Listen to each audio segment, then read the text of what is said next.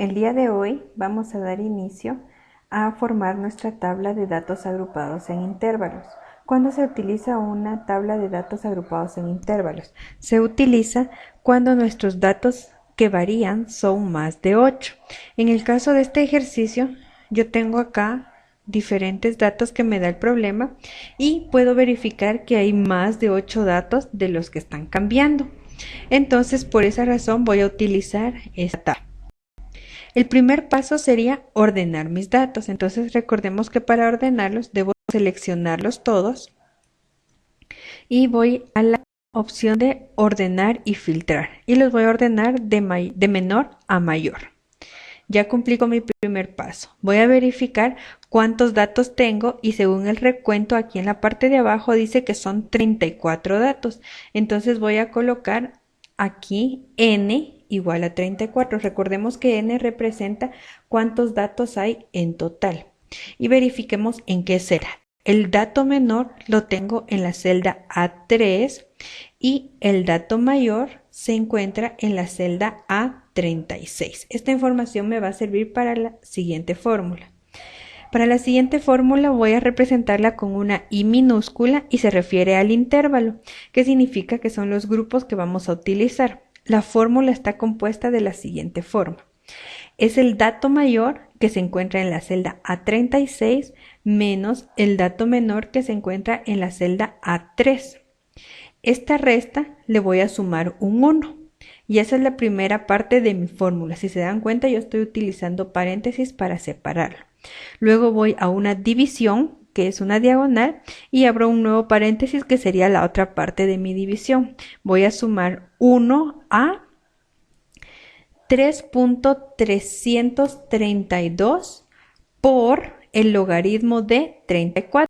Ese 34 va a variar dependiendo cuántos datos tengamos. En este caso, como n es 34, aquí es 34. Si n fuera 50, aquí debe ser 50. Lo que no varía en esta fórmula es el 3.332 que está acá y los unos. Esos datos no varían nunca, siempre van a estar estables en nuestra fórmula.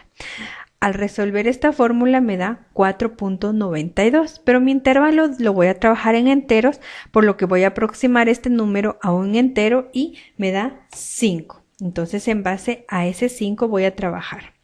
Voy a formar esta semana solamente 3 columnas de mi tabla. La primera columna la tengo separada en 2 columnas más. Ahorita vamos a verificar para qué me sirve separar esa columna en 2. Voy a iniciar colocando del lado izquierdo el primer valor que tengo en la celda A3, que sería el 6. Y así sucesivamente voy a ir colocando datos del lado izquierdo, pero ¿qué es lo que voy a hacer? Primero voy a centrar todos mis datos en la celda para que se vea de una mejor manera y se observe mejor. Ya que tengo el 6, en la parte de abajo voy a colocar un igual, que es la fórmula, el dato que está arriba, más ¿cuánto es mi intervalo? 5.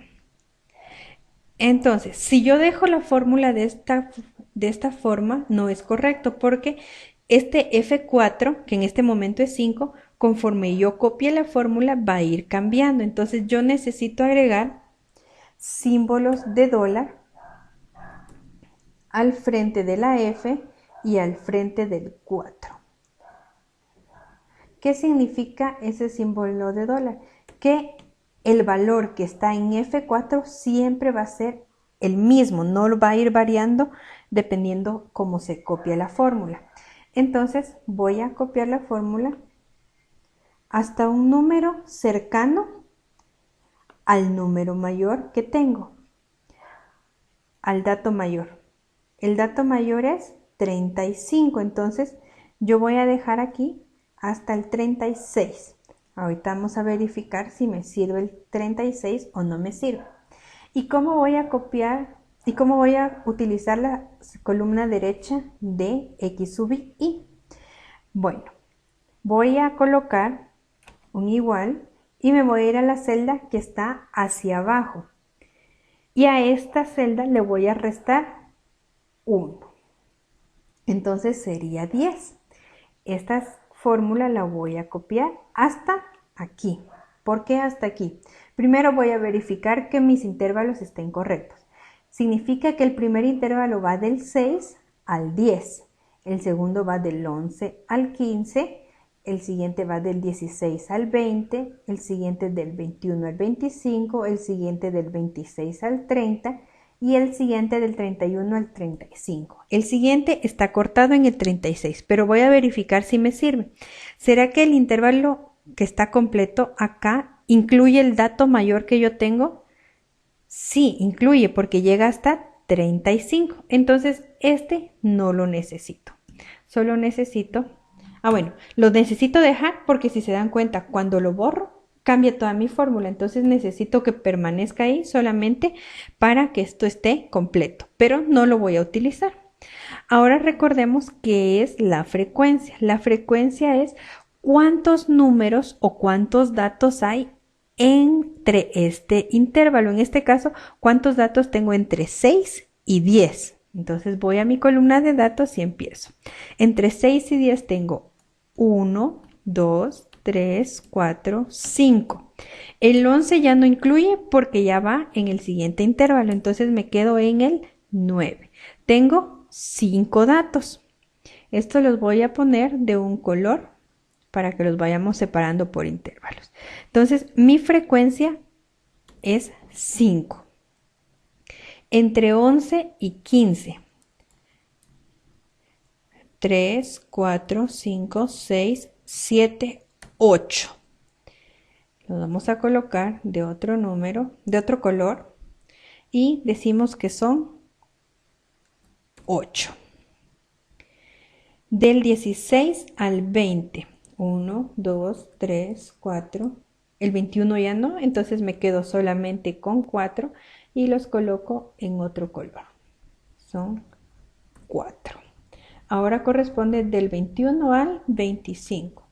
1, 2, 3, 4, 5, 6, 7.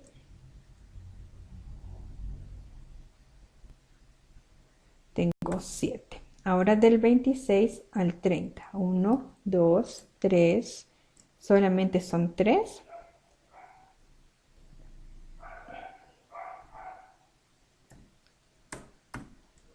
Y por último del 31 al 35. 2, 3, 4, 5, 6, 7.